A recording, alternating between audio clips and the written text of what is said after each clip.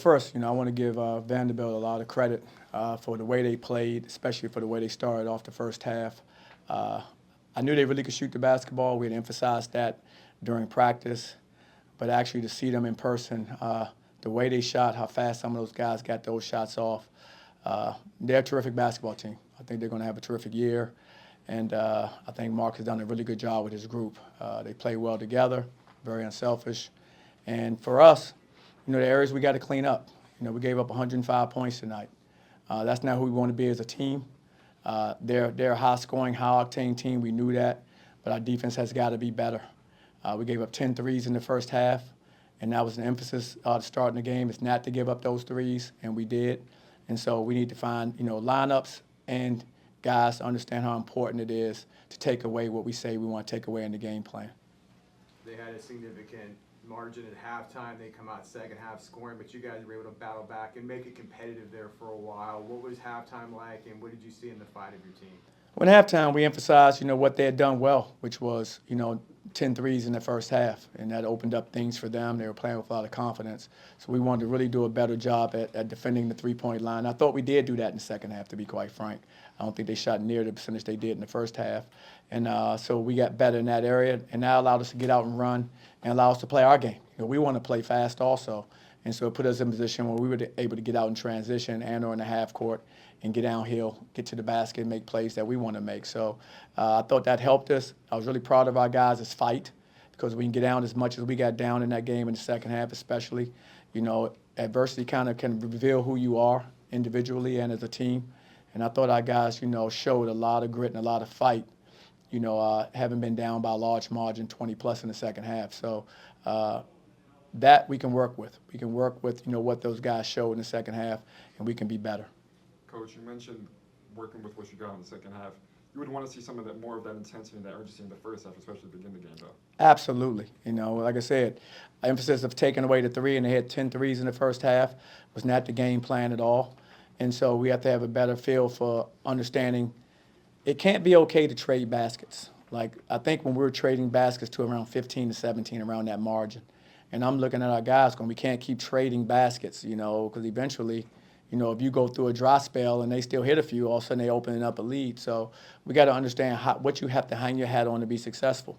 And we have to hang our hat on, defending and getting stops and rebounding the basketball. That's who we have to build our team off of. And I think we didn't understand that until mainly, pretty much the second half is when we got back to kind of doing some of the things that we want to do defensively. And like I said, just with that type of lead, it was just too hard to keep, to get all the way back, especially the way they were playing, with confidence. And so we're going to learn from it. Coach, you talked about the transition, Vandy, and taking advantage in that aspect, getting 20 points off turnovers against UCF's too. Just what were you seeing from that Vandy's transition game there? Well, they do a very good job. They're really active. They're really active on the ball defensively at pretty much almost all their positions. So if you're not careful with the basketball and taking care of it, then they're going to turn you over. And they get out and run, and they spread the floor. They shoot quick threes, and they'll get all the way to the basket. And so they make it very challenging for you. A lot of times they have 4 or 5 guys that can all knock down the three. That really spreads the floor open. When you have that many guys that are weapons on the floor, it just becomes really hard to scramble and guard without leaving somebody time and space to take a shot. And that's what you saw happening especially when they turn you over and they got you scrambling defensively. Would you say you saw improvement taking care of the ball over last game? I do. I think we took care of the ball better from the standpoint. We had 12 turnovers. It's still a few too many for us, but I thought we did a better job. It's just that we have to make sure that every possession is important. And I think with all teams, you're trying to teach, and you don't have them for as long as you used to have them understand just how important every possession is, because you got them for 9 months now. So you got to fast forward some of this stuff with, hey, a sense of urgency, understanding the importance of every possession. These are things that we have to constantly teach because you don't have guys as long anymore, so they have to pick it up right away. And so we have to keep instilling those values in our guys. Those are our standards that we have to keep on policing to make sure guys understand exactly what we want out there. Maybe we're still making too much of it, just 2 games into the season, 4 games total with the exhibitions. But with this roster being so new, is some of this still just trying to to find the formula that you need to win and figuring out how to use the players that you have and still testing some things out there? Definitely. I mean, we're 2 games into the regular season. To me, every game is a championship game for me. That's just how I coach, and I want my players to play that way. And so we need to learn from the games we've just had. We need to learn from this last game. But as you mentioned, we understand we're still working on rotations. We're still working on, who's capable, which combination of players work well together.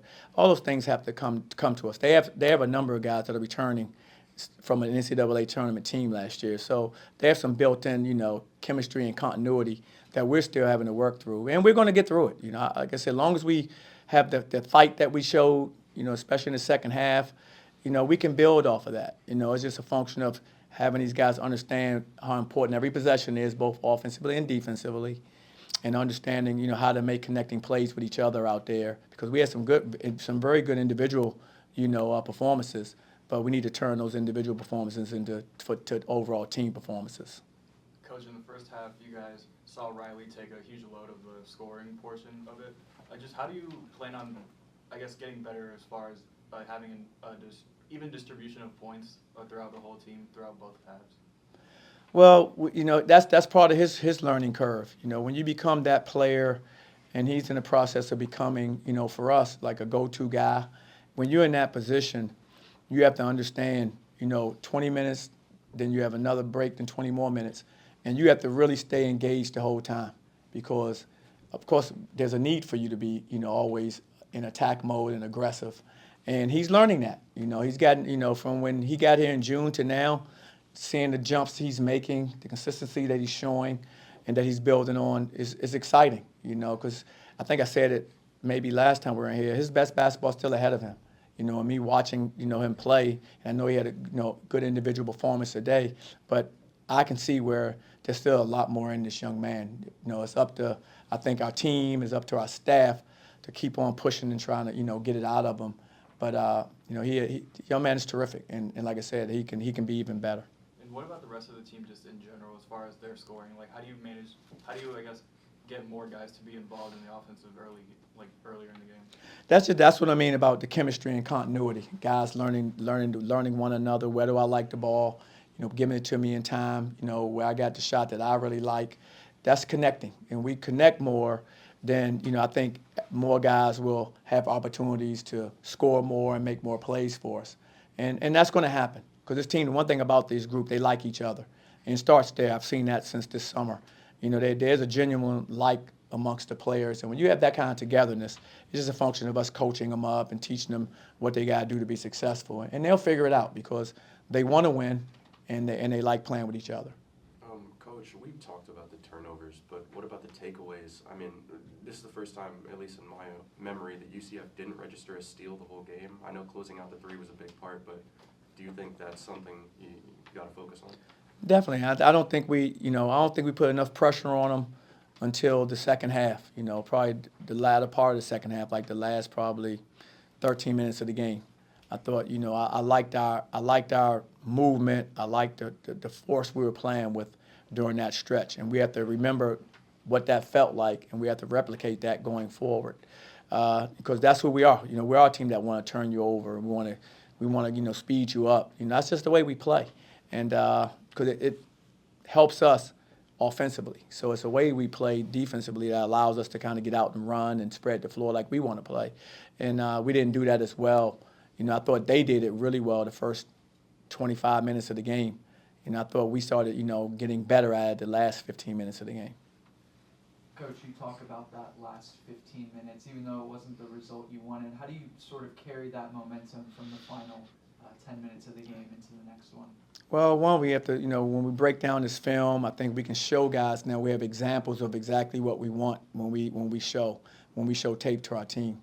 I think that's going to help them understand. They're still trying to figure out, we can have these conversations, but they're still trying to figure it out, as individual players, us as a team.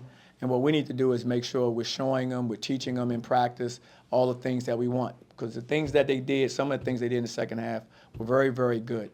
We need to build off of those things while getting rid of some of the things, eliminating some of the things that we did poorly, which is, the three-point line, which is for us, the offensive rebounds, them getting, offensive rebound putbacks, things that we work on regularly.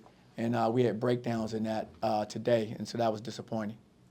Chris Johnson's obviously missed quite a bit of time at previous schools. What do you feel like he showed you in his minutes tonight, especially during the second half rally? I was really proud of Chris, because Chris didn't play last game for us, but he was ready when his number was called this game. And that's the type of team we're going to have. I mean, we have depth, and as we're starting to learn about our personnel, guys, when they get their opportunities, need to show what they're capable of doing. And I was really proud of Chris because we had that conversation with the entire team about when your number's called, because it's going to be called, are you going to be ready? Are you going to be prepared? And so when his number was called today, he was prepared. That says a lot about that young man. He took what happened last game. He didn't get in. He didn't put his head down and sulk. He kept preparing, kept practicing hard, and when his opportunity came, he performed well for us. And that's what you want to see. That's a maturity that you have when you can do that. And so very, very proud of his effort. I thought it was done within our team scope. It was done within what we want to do as a team as well. And so, I think he has a lot of room to grow, and he can build on that. On a similar note, Themis led you guys in minutes the night before, the game before. Only played 19 tonight, didn't play a lot down the stretch. Was this just a difficult matchup in terms of his skill set? Absolutely, and that's what we're looking at. That's what I'm saying about the makeup of our team. And I love Themis. He's a consummate point guard. He can find guys. I mean, he's a competitor. But we felt tonight, based on what was going on in the first half, we thought, changing up the lineup some. Chris got it going, playing pretty well out there. Riley also played some one for us. So when you have Riley and Chris Johnson today, the way they both were playing at that time, then it's hard to take them out the game. And so, but Themis is going to be there. He's our guy. He's our leader. He's our point. And so, it just was a night where some other guys really made some plays to help our team. And when that happens, everybody has to assume different roles and be a star in whatever role that we have for you that night. And so tonight, Themis did a great job of talking to our guys on the bench, encouraging guys. And when he got his minutes, he was competitive. Time for two more. Where's John Bull in his development? Is it certain matchups maybe that aren't, good for him, or, he didn't play very many minutes tonight? Definitely. I mean, you hit the nail on the head. I mean, it's a game of matchups, and sometimes they have 6, 7 centers who can shoot threes, and that's not the best matchup for a player like John or any true center, because now you out there on the perimeter the whole time guarding guys behind the line. And then, you ask where he is. I mean, he's a puppy. He's not a full-grown dog yet. He's a puppy. And saying that, he still has a lot of, experience to gain, during the season. I don't think he played very much last year as a freshman. And so all these minutes that he's getting are invaluable right now for him. And he's going to cherish them because he's going to look back at the minutes he's gotten over time and realize how much it helped him.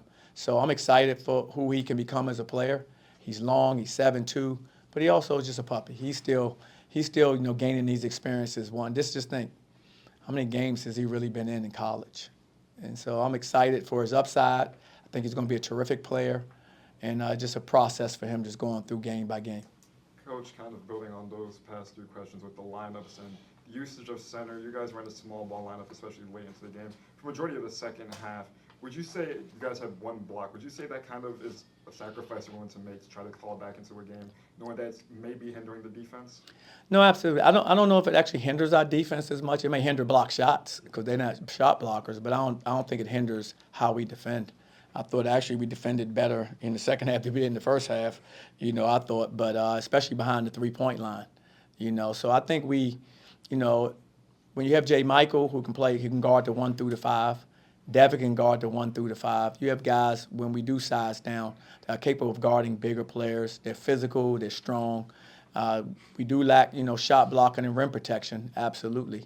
But we lose in that, we gain an ability to guard out on the perimeter a little bit better with guys who can cover multiple positions.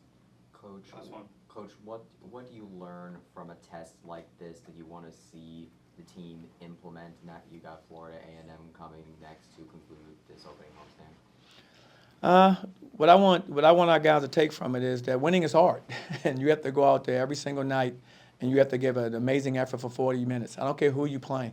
Names on jerseys never bothered me, and I never bought into, you playing this team is from this league or this name on the jersey, or you playing this other team and doesn't have the same name cachet. I don't believe in that. Everybody's good, especially It was always that way, and now there's even more parity in college basketball. So every single night that you walk on the floor, you're going to have to earn that win. And when we walk on the floor next time to compete, we're going to have to earn that win as well, no matter who we face. And that's how we look at it. And if we can do that, take the lessons that we learned from this game, apply them to the next game, and just try to come out better. You know, we have to get better from each one of these experiences we have. That's the ultimate goal for us.